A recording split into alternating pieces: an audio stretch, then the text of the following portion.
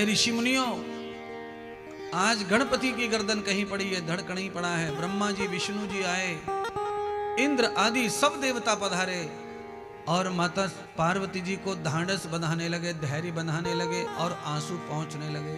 हे माते, आपके पुत्र के मर जाने से हम सबको दुख है, पर अब रोने से क्या होगा? शांति शांति रखो। पार्वती कहती है कि रो नहीं रही हूं, तुमने सुना नहीं आकाशवाणी क्या है? मेरे पुत्र के मारने वाले को जब तक मैं समाप्त नहीं कर दूंगी या मेरा पुत्र मुझे जीवित प्राप्त नहीं हो जाएगा, तब तक मैं अब शांत होने वाली नहीं हूं। समझ गए ब्रह्मा, विष्णु समझ गए, पार्वती का वचन कभी झूठा नहीं जाएगा। अब पार्वती को समझा के भी कोई फायदा नहीं है।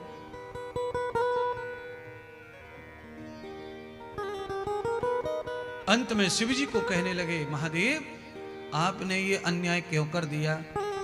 आपसे ये गलती कैसे हो गई? महादेव ने कहा, प्रभु, गलती तो किसी से भी हो सकती है, और गलती हुई किस लिए है? गलती होगी ईगो में। मैं शंकर हूं, महादेव हूं, और ये बालक है।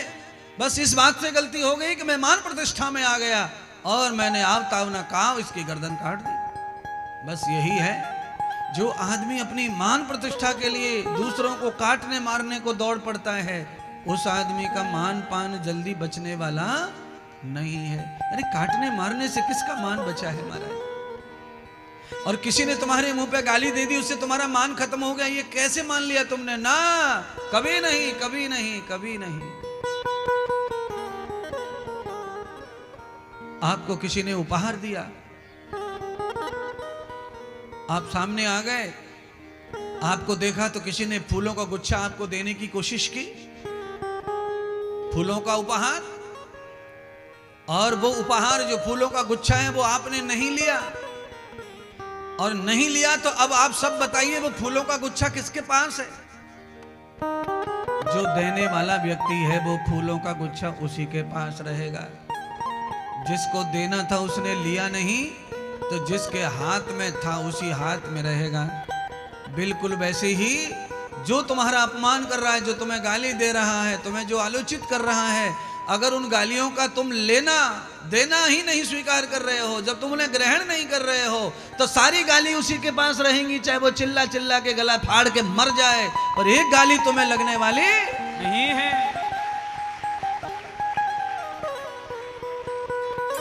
अच्छा बोलो, अगर किसी के बोलने से स्वर्ग और नरक मिल जाए तो इस धरती पे नरक स्वर्ग ही दिखाई देती और कुछ दिखाई नहीं देता।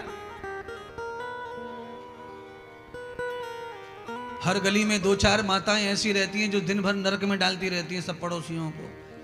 तू नरक में जागो, तू नरक में जागो, तू नरक में। पति को नरक भेज दिया, छोड़ा को नरक भेज दिया, बड़ी बहू को नरक भेज दिया, और खुद खुद नरक में पड़ी। पूरे दिन नरक में भेजती रहती है पूरे खानदान को। किसी के बोलने से कोई नरक में चले जाए, स्वर्ग में चले जाए, तो नरक स्वर्ग भर जाए, कहां जगह रहेगी किसी के लिए महाराज? इसलिए ध्यान कर लो, बोली का प्रभाव भी उसी की बोली का प्रभाव होता है जिसकी बोली में सत्य हो, झूठ ना हो। सत्य बराबर तप नहीं, झूठ बराबर पाप। और जाके हृदय सांच है, वही के हृदय आप। परमात्मा उसी के हृदय में है जो सांचा है।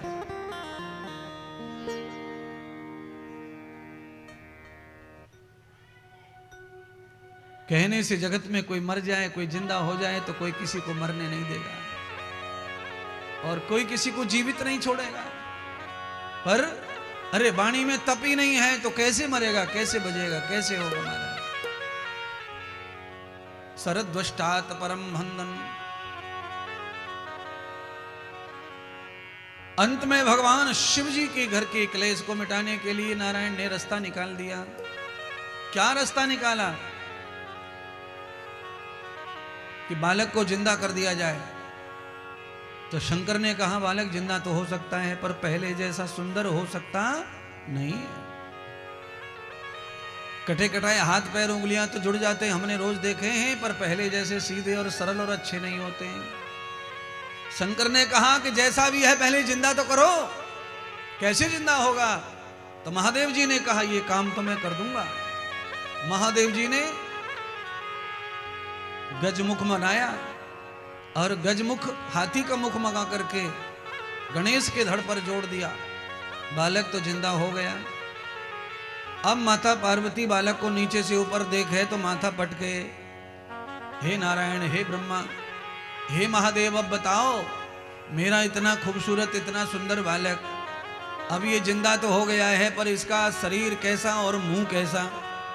ऐसे बालक को देखकर छोरी वाले आएंगे, सगाई बिना करे लौटू जाएंगे। अच्छा बोलो, तुम्हारे बिहार में किसी के घर में ऐसा बालक पैदा हो जाए जिसका मुंह हो बैल का, हाथी का और आधा शरीर हो मानव का, तो मुझे लगता है फेसबुक पे इसके लिए तो रिक्वेस्ट करोड़ों अरबों फॉलोवर आ जाएंगे। लंगड़ी भी शादी ना करेगी इससे। पार्वती को यही टेंशन आ रहा है, इसका होगा क्या? ये तो बिल्कुल सुंदर ना दिख रहा, इसका चेहरा कैसा है जानवर का, मेरा ऐसा नहीं था, मैं कैसे ऐसे बालक को लेकर के खुश रहूंगी? मेरी कोक को दुनिया टू टू टू करेगी। सारी दुनिया इसे देखेगी तो कहेगी इसकी मां कौन है? पार्वती, जगत जननी पार्वती। ऐसा बालक, ऐसा बालक, ना ना ना ना ना ना ना ना, मैं कोई खुश नहीं हूं इस बालक से। इसे सुंदर बनाओ, महान बनाओ। अब तीनों देवों ने नियोजन बनाया, कब ये सुंदर तो हो नहीं सकता है, पर जिसमें सुंदरता का अभाव हो उसमें गुणवत्ता ज्यादा अच्छी होनी चाहिए। अगर कोई सुंदर नहीं है तो उसमें कला कोई अच्छी होनी चाहिए, गुण अच्छा होना चाहिए।